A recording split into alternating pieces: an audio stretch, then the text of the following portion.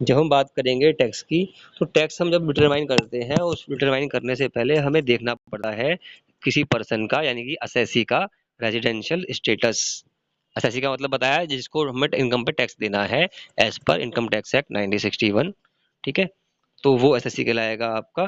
तो हम पहले ये चेक करेंगे वो एसएससी का रेजिडेंशियल स्टेटस क्या है, यानी कि वो इंडिया का रहने वाला है या वो बाहर का रहने वाला है। क्योंकि जो एनआरआई है उनका टैक्स रेट अलग है, और जो इंडिया में रहने वाले लोग हैं उन पे टैक्स रेट अलग है। तो दोनों का टैक्स रेट अलग अलग है, और सिंपल सी बात है, जो भारत का नागरिक है उसको हम टैक्स कम लेंगे, और जो भारत से बाहर का है उससे हम टैक्स ज्यादा ज्यादा लेते हैं। है ना, जो घर के लोग हैं वो पैसे कम खर्च करते हैं, जो बाहर के लोग हैं वो पैसे ज्यादा खर्च करते हैं। तो इसीलिए पहले हमें पता लगाना है कि वो पर्सन रेजिडेंट है या नॉन रेजिडेंट है। उसमें भी दो कैटेगरी आपकी आगे बन जाती है रेजिडेंट के अंदर, resident and ordinary resident, and resident but not ordinary resident. ये आपको दिख रही है यहाँ पर, ये दो कैटेगरी बन जाती हैं इसके अंदर। ठीक है, तो एक बार देख लेते हैं। Residential status of an assessee is important in determining the scope of income which income tax has to be paid in India। जो आपको मैंने बताया कि इंडिया का है तो पैसे कम देने हैं, टैक्स कम देना है, और बाहर का है तो टैक्स आपको ज़्यादा देना पड़ेगा। अब फिर हमने बात की रेजिडेंस की, कि या तो पर्सन होगा रेजिडेंट यानी कि भारत का नागरिक होगा, या होगा नॉन रेजिडेंट यानी कि भारत का नागरिक नहीं होगा। जब वो भारत का नागरिक है तो कंपनी के केस में तो कोई दिक्कत आती नहीं है, वो हम आगे बात करेंगे।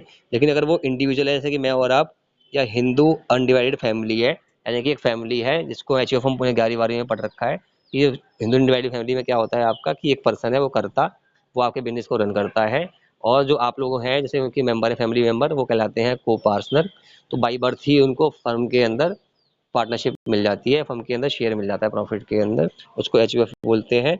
तो उनका जो रेजिडेंशियल स्टेटस है, यानी कि वो नागरिक हैं भारत के या नहीं, अगर वो भारत के नागरिक हैं तो दो कैटेगरी होंगी उसकी, resident and ordinary resident. Simple सी बात यह है कि वही इंडिया का नागरिक है, बाहर तो कभी जाता ही नहीं है, कभी भूले भटके चला गया तो चला गया, वरना वो इंडिया में पैदा हुआ इंडिया में मर गया। ROR। ठीक है, resident and ordinary resident.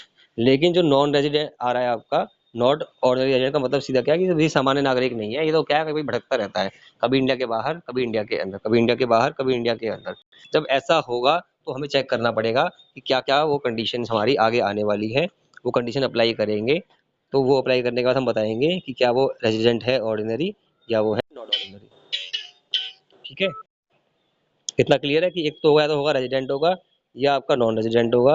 Resident में भी दो कैटेगरी है आपकी, रेजिडेंट एंड ऑर्डिनरी। लेकिन ज्यादातर वो इंडिया में ही रहा है, इंडिया में ही मर गया, बहुत कम, या कभी बाहर गया हो तो गया हो 2 4 दिन के लिए, वरना वो इंडिया में ही था, सीधी बात है। और एक ऐसा है, कभी इंडिया में कभी इंडिया से बाहर, कभी इंडिया में कभी इंडिया से बाहर, एक पैर इंडिया में एक पैर विदेश में, है ना। तो उसको हम एनओआर बोलते हैं, उसके बारे में हम आगे बात करेंगे। और लास्ट है नॉन रेजिडेंट, जो इंडिया के अंदर पैदा ही नहीं हुआ, भारत का नागरिक है, कभी कभी इंडिया घूमने आ जाता है या बिजनेस करने आ जाता है। ठीक है, और जो हम डिटरमाइन करेंगे ये कब करेंगे, हम in respect of income in previous year, यानी कि लास्ट ईयर उसने क्या किया है, इस साल से बात नहीं करेंगे, कि लास्ट ईयर यानी कि प्रीवियस ईयर में उसने क्या बिहेवियर किया, कितने दिन वो इंडिया में रहा और कितने दिन इंडिया से वो बाहर रहा, ऐसी बात करेंगे। तो आपका आएगा रेजिडेंशियल स्टेटस।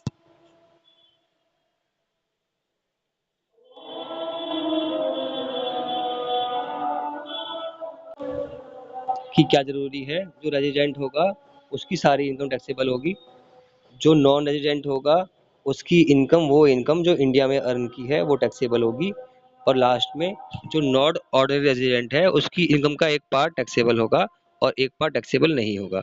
है ना, ये हम बात करेंगे कल की क्लास के अंदर, कि रेजिडेंट की इनकम पर टैक्स कितना लगेगा और नॉन रेजिडेंट की इनकम पर कितना टैक्स लगेगा। अब टाइम थोड़ा खत्म हो गया तो क्लास अभी यहीं खत्म कर रहे हैं, फिर कल शुरू करेंगे आगे इसकी। ठीक है।